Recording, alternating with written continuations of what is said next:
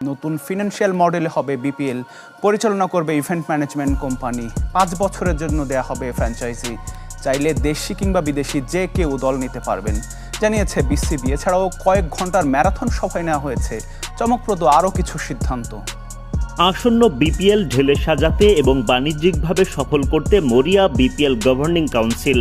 Tournament মাঠে গড়ানোর প্রায় 6 মাস আগে থেকেই শুরু হয়ে গেছে বিপিএল ঢেলে সাজানোর প্রক্রিয়া। সফল টুর্নামেন্ট আয়োজনে যুক্ত করা হতে পারে আইপিএলের মতো টুর্নামেন্ট পরিচালনায় জড়িত বিদেশি ইভেন্ট ম্যানেজমেন্ট প্রতিষ্ঠানকে। এমনকি আইএল টি-20 কিংবা এসএ টি-20-র মতো খ্যাতিসম্পন্ন বিদেশি ফ্র্যাঞ্চাইজি মালিকদের বিপিএলে বিনিয়োগের সুযোগ তৈরি করে দেয়া নিয়ে চলছে জল্পনা কল্পনা। সম্প্রতি দেশের প্রথম সারির দৈনিক সমকালের এক প্রতিবেদনে উঠে আসে এমন তথ্য।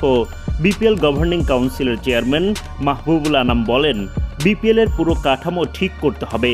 ফ্র্যাঞ্চাইজির নীতিমালা থেকে শুরু করে টুর্নামেন্ট কিভাবে হলে বিপিএল বাণিজ্যিক টুর্নামেন্ট হিসেবে প্রতিষ্ঠিত হবে সে চেষ্টা করতে হবে। এক্ষেত্রে আন্তর্জাতিক অভিজ্ঞতা সম্পন্ন প্রতিষ্ঠানগুলোর মডেল অনুসরণ করা যেতে পারে। আইপিএল নিয়ে কাজ করা ইভেন্ট ম্যানেজমেন্ট কোম্পানির পরামর্শ নেওয়া গেলে ভালো হবে। আলোচনায় আছে 2021 সাল পর্যন্ত আইপিএল আয়োজনের দায়িত্বে থাকা আইএমজিকে দায়িত্ব দেয়া হতে পারে বিপিএল আয়োজনের। তবে বিসিবির একজন কর্মকর্তা শীর্ষস্থানীয় ওই দৈনিককে জানান, বিদেশি প্রতিষ্ঠানকে ম্যানেজ করা খুব কঠিন।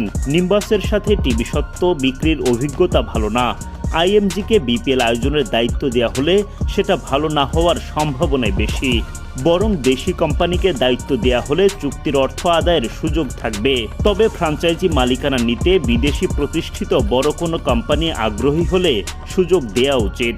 নামকরা বিদেশি প্রতিষ্ঠানকে বিপিএল ফ্র্যাঞ্চাইজি সত্ত্ব দেওয়ার ক্ষেত্রে মাহবুবুল আনামের মত, এই বিষয়টি কার্যকর করতে বোর্ডের সিদ্ধান্ত লাগবে।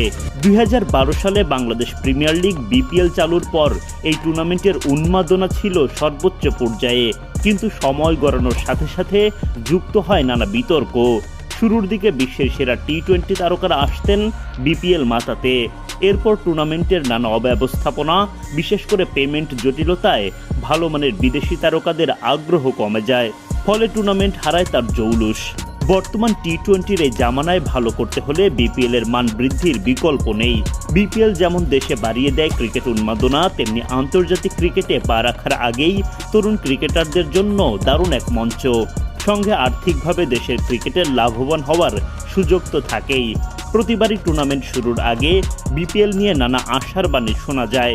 এবার বিপিএল এর নতুন চেয়ারম্যান ও সদস্য সচিব ফাহিম সিনহার নেতৃত্বে কেমন বিপিএল মাঠে গড়ায় সেটাই দেখার পালা।